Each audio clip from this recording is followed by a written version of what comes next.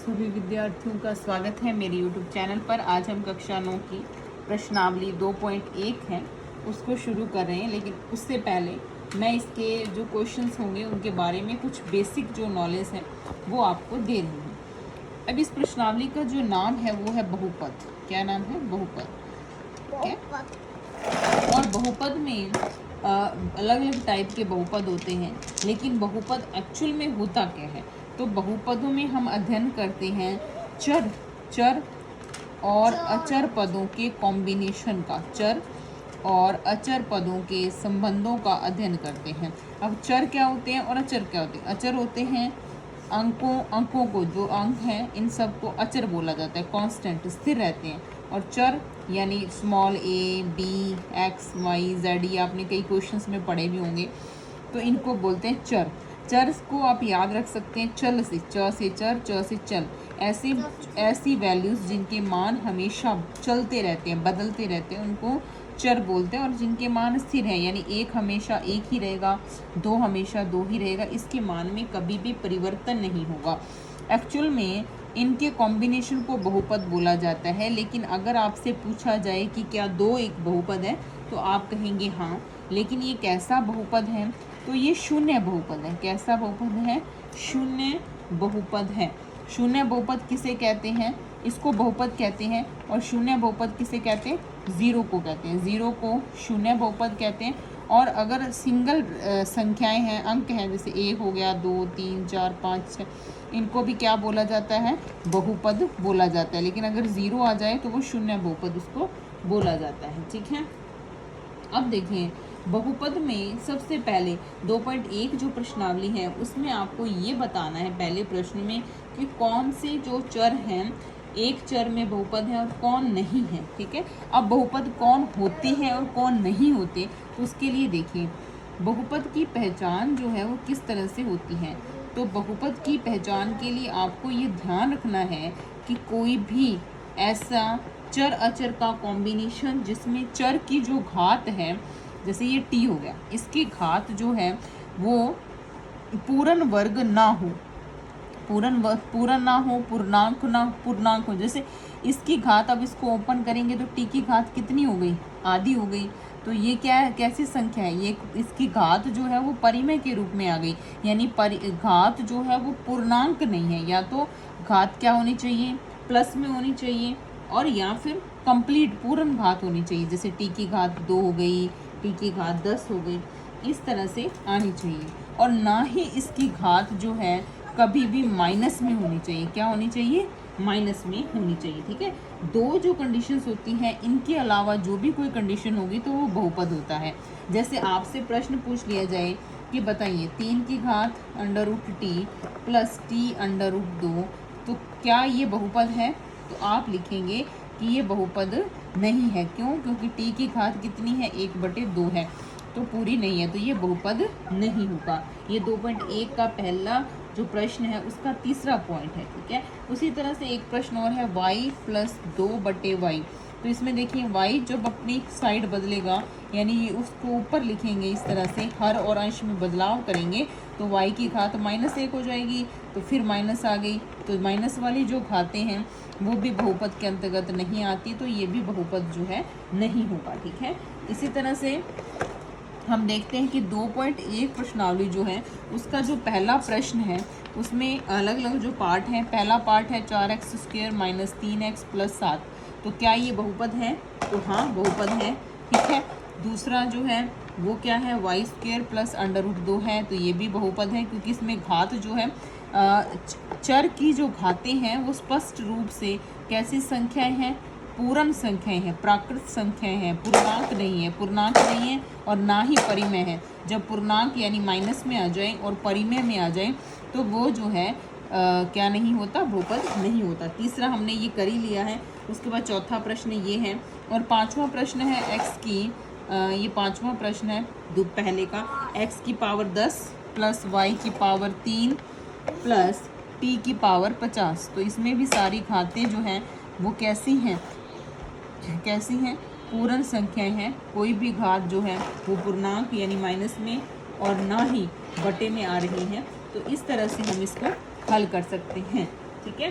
फिर दूसरा प्रश्न पूछा हुआ है कि एक्स स्क्वायर का गुणांक लिखना। अब गुणांक क्या होता है, गुणांक में बेटा वो डस्टर ला के दी। गुणांक में आपको ये बताना होता है, जैसे दूसरा प्रश्न है उसमें ये पूछा जाता है, उसमें ये पूछा गया है कि एक्स स्क्वायर के गुणांक बताइए। तो गुणांक का मतलब क्या है कि उसके एक्स स्क्वायर के गुणा में कौन सा नंबर लिखा हुआ है। जैसे मैं आपको एग्जांपल देती हूँ, 2 + एक्स स्क्वायर प्लस एक्स। अरे बेटा ओ हो कमलू है कि बाबा ही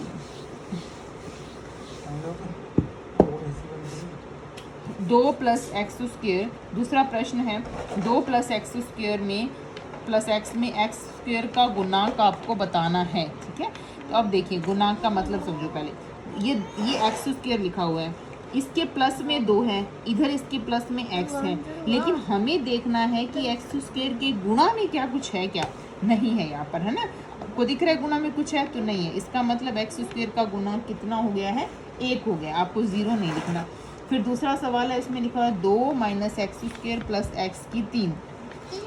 तो इसमें एक्स का गुणांक कितना है, तो -1 है। क्या है, -1। देखिए एक्स स्क्वायर के गुणा में क्या है, -1 है। फिर तीसरा प्रश्न है π/2 एक्स स्क्वायर प्लस एक्स, और इसमें एक्स स्क्वायर के गुणा में कितना है, π/2 है। तो एक्स स्क्वायर का गुणांक कितना हो गया, π/2। इस तरह से हमें ये हल करना है। और चौथा जो प्रश्न है उसमें √2x - 1, तो इसमें तो एक्स स्क्वायर है ही नहीं, तो जिसमें है नहीं तो उसमें एक्स स्क्वायर का गुणांक कितना हो जाएगा, 0 हो जाएगा। ये आपको ध्यान रखना है, यहाँ एक्स स्क्वायर है लेकिन उसके गुणा में कुछ नहीं है, मतलब 1 था, है ना, 1 है। एक को अगर हम किसी चर पद से गुणा करते हैं तो वो वापस वहीं आ जाता है, क्योंकि हमने 1 का रूल पढ़ा हुआ है। मान लो 2 को 1 से गुणा किया तो कितना रहा, 2। इसी तरह से x को 1 से गुणा किया तो वो x रहता है। तो यहाँ गुणा में 1 है, ठीक है, इसलिए एक्स स्क्वायर का गुणांक 1 है। लेकिन अगर यहाँ एक्स स्क्वायर है ही नहीं तब उसका गुणांक कितना आएगा, 0 आएगा। इनमें आपको डिफरेंस जो है वो ध्यान में रखना है। उसके बाद इसका तीसरा प्रश्न है कि 35 घात के द्विपद का और 100 घात के एक पद का उदाहरण दीजिए। तो कोई भी उदाहरण हम दे सकते हैं, ऐसा उदाहरण देना है जिसकी घात कितनी है, 35। तो देख लो x की घात कितनी लिख दो, 35 लिख दो। लेकिन पद कितने होने चाहिए, द्विपद बोला है ना, तो 2 पद लिख दो बस। तो ये 2 पद हो गए, ठीक है, एक ये 2 हो गए।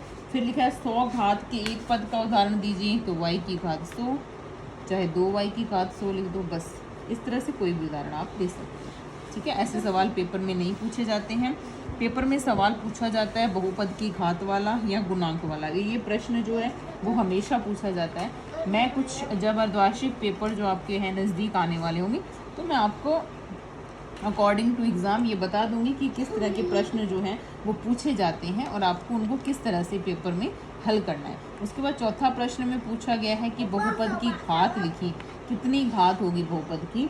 तो देखिए मैं आपको बताती हूँ, जैसे 5x की घात 3 + 4x स्क्वायर + 7x, ये पहला प्रश्न है, चौथे का पहला। तो घात पूछी जाए ना तो आपने देखना है यहाँ पे x की घात कितनी है, यानी यहाँ कितना लिखा हुआ है, कुछ भी नहीं है, यानी x की घात कुछ नहीं का मतलब 1 है। क्या है, 1 है। यहाँ x की घात कितनी है, 2। यहाँ x की घात कितनी है, 3। तो बहुपद की घात क्या होगी, 1 होगी या 2 होगी या 3 होगी।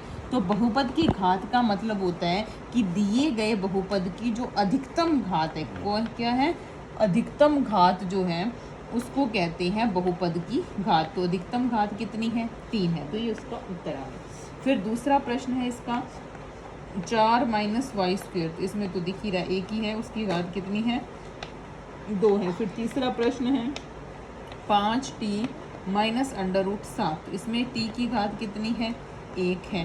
तो बहुपद की घात भी कितनी हो जाएगी, 1। और तीसरा सिंपल अकेला ही बहुपद है तो इसकी घात क्या हो जाएगी, 0 हो जाएगी, ठीक है, क्योंकि इसमें कोई चर नहीं है। चर नहीं है तो सिंपल इस तरह से इसको एक बहुपद लिख सकते हैं।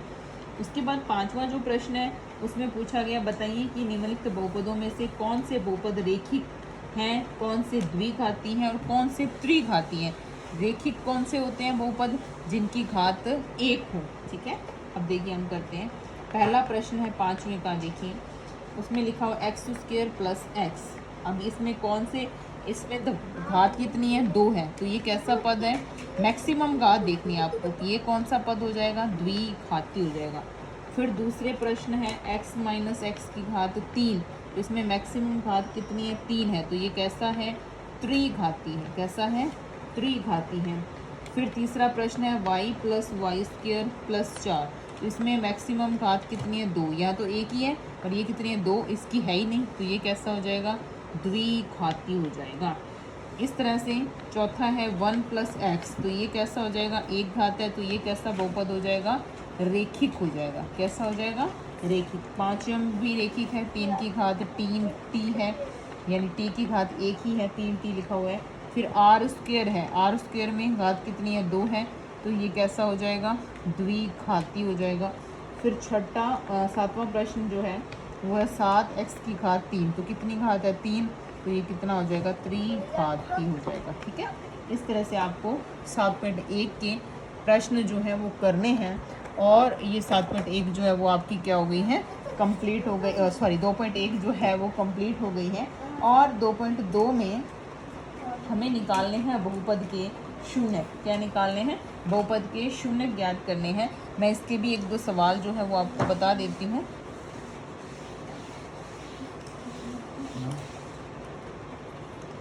देखिए 2.2, इसका पहला प्रश्न है कि बहुपद 5x minus 4x square plus 3 के मान जो है वो ज्ञात कीजिए। ठीक है, मान कब ज्ञात करने हैं, जब x बराबर 0, इसके साथ कंडीशन दी हुई है कि x का मान कितना हो, 0 हो।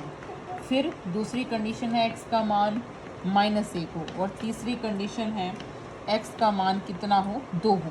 ठीक है, पहले क्वेश्चन के 3 पार्ट हैं। एक बार x का मान हमें 0 रखना है, एक बार x की जगह -1 रखना है, एक बार 2 रखना है। कई बच्चे क्या करते हैं, ये एक्स वाई को देखकर ही बस उनके मन में ये बैठा हुआ है कि ये पता नहीं एक्स वाई है कि क्या है ना। तो डर हमें जो है वो आधी चीज़ें तो डर से ही हमारे दिमाग में आती ही नहीं है ना, तो आपको डरना नहीं है, आराम से सीखेंगे हम। देखो एक्स की जगह क्या रखना है, 0। ठीक है, ये एक बहुपद है, इसमें जहाँ जहाँ एक्स है वहाँ हमें 0 रखना है।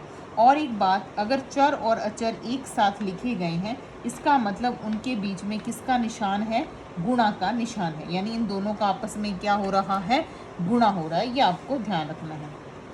अब देखिए 5 है, x है, -4x स्क्वायर प्लस 3, तो x की जगह मैं क्या रखूँगी, 0, तो मैंने रखा 5 गुणा 0 लिख दिया, फिर माइनस का निशान, फिर 4 गुणा 0 घात 2, फिर प्लस का निशान, और फिर 3।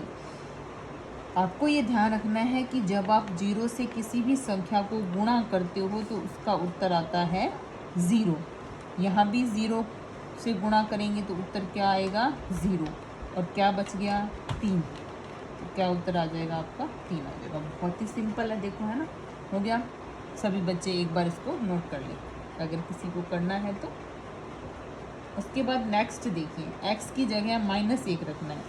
अब जहाँ जहाँ x की जगह x लिखा हुआ है वहाँ वहाँ हमने क्या लिखना है, -1 रखना है। तो 5 गुना x का मान -1, ये वाला माइनस यहाँ, फिर 4, फिर गुणा -1 की घात कितनी आ जाएगी, 2, फिर प्लस का 3। अब 5 को गुणा करना है -1 से। जब किसी भी संख्या को प्लस वाली को और माइनस वाली को गुणा करते हैं तो इसके रूल होते हैं, ये शायद मैंने बता भी रखे हैं। माइनस हो दोनों तो क्या हो जाते हैं, प्लस। एक प्लस हो एक माइनस हो तो क्या हो जाते हैं, माइनस हो जाते हैं। तो यहाँ देखिए ये प्लस है और ये क्या है, माइनस, तो क्या आंसर आएगा, माइनस। 5 गुणा 1 कितना होता है, 5 होता है, निशान आएगा माइनस का, और गुणा ही होगा तो 5 को 1 से गुणा करेंगे तो 5। अब यहाँ आ जाइए, जब किसी घात आधार की जो घात है, वो आधार का जो वैल्यूज़ है वो माइनस में हो और उसकी घात सम हो, सम मतलब 2, 4, 6, 8 है ना, ये हो, तो उसका आंसर जो है वो प्लस में आता है। आपको ये नोट करना है, जब भी किसी संख्या की घात जो है वो सम हो। सम संख्याएं कौन सी होती हैं? तो 2, 4, 6, 8 ये सम है। अगर घात सम हो तो उसके आधार में जो माइनस है वो क्या हो जाता है? प्लस हो जाता है। और अगर घात हो विषम तो वो माइनस रहता है। ये बात आपको ध्यान रखनी है। तो ये अब क्या हो जाएगा? प्लस, और ये माइनस एक बाहर वाला है वो तो माइनस यहाँ रहेगा ही। तो 4 को 1 से गुणा करेंगे तो क्या हो जाएगा? 4। ये माइनस यही है, लेकिन ये वाला माइनस क्या हो गया? प्लस हो गया। तो 4 का 4 आ गया, क्योंकि 4 को 1 से गुणा करेंगे तो 4 ही आएगा। और प्लस में कितना है? 3 है। अब देखिए, इसमें भी आपको क्या करना होता है? दोनों के निशान के आगे माइनस है, ठीक है। आपके ऊपर 5 रुपये उधार थे, ध्यान से समझें इसको। आपके ऊपर 5 रुपये उधार थे, 4 रुपये उधार और हो गए, तो कितने उधार हो गए? 9। कितने उधार हो गए? 9। मैं हमेशा इसी तरह से समझाती हूँ। तो माइनस के 9 आएंगे, क्योंकि 9 उधार है। अब जो प्लस में है ना, वो पैसे आपके पास हैं, और जो माइनस में है वो आपके ऊपर उधार है। तो प्लस के 3 आपके पास तो हैं, उधार 9 है। अब आपके पास 9 उधार हैं और 3 आपके पास है। आप अगर चुका भी दोगे 3, तो कितने उधार पड़े रहेंगे आपके पास? 6 पड़े रहेंगे ना। तो क्या आ जाएगा? अगर उधार पड़े रहेंगे तो वो माइनस का आएगा। इस तरह से आप इसको कर सकते हैं, ठीक है। तो इसका ये आंसर आ जाएगा। आप वीडियो को पॉज करके जो है इनके आंसर जो है नोट कर सकते हैं, अगर किसी को करने हैं। और किसी को कोई भी समस्या बहुपद के सवाल में या पहली प्रश्नावली की जो मैंने वीडियोस करवाए उसमें है, तो आप क्या है पूछ सकते हैं कमेंट बॉक्स में, या वैसे ही जिन बच्चों के पास मेरे नंबर हैं वो मुझे मैसेज भी कर सकते हैं। और कल से एक क्वेरीज के लिए अलग से आपको नंबर बता दिया जाएगा, आप उसमें भी मैसेज कर सकते हैं, ठीक है। अब देखिए, अब एक जो है x का मान 2 रखना है। मैंने 0 रख के दिखा दिया, -1 रख के दिखा दिया। अब मैं 2 रख कर भी आपको दिखा देती हूँ, ठीक है। उसके बाद नेक्स्ट के जो क्वेश्चंस हैं वो सारे ऐसे ही करनी है। आपको एक बार थोड़ा मतलब बता दूंगी कि किस तरह से होंगे, एक एक प्रश्न करके। x की जगह कितना रखना है? 2। -4 गुणा x की जगह कितना रखना है? 2। 2 की घात कितनी है? 2 + 3। 5 दूनी कितना होता है? 10। माइनस का निशान। 4 गुणा 2 की घात 2 कितना होता है? 2 की घात 2 का मतलब क्या है? 2 को 2 बार लिखना है। 2 दूनी कितना होता है? 4। 4 ये आ गया, 4 ये, 4 चौके 16 प्लस में 3। अब देखिए, ये तो उधार है और ये आपके पास है, ये भी आपके पास है। क्यों? क्योंकि इसके आगे तो कुछ लगा ही नहीं हुआ। जिसके आगे कुछ नहीं लगाओ मतलब वो प्लस है। तो 10 और 3 आपके पास कितने पैसे हैं? 13। आपके ऊपर उधार कितने हैं? 16। तो आपके ऊपर चुकाने के बाद भी कितने रुपए उधार बचेंगे? 3 बचेंगे, ठीक है। इस तरह से आप इसको जो है हल कर सकते हैं इन सवालों को, ठीक है। और कोई प्रॉब्लम हो तो आप कमेंट बॉक्स में मेरे से पूछ सकते हैं। धन्यवाद।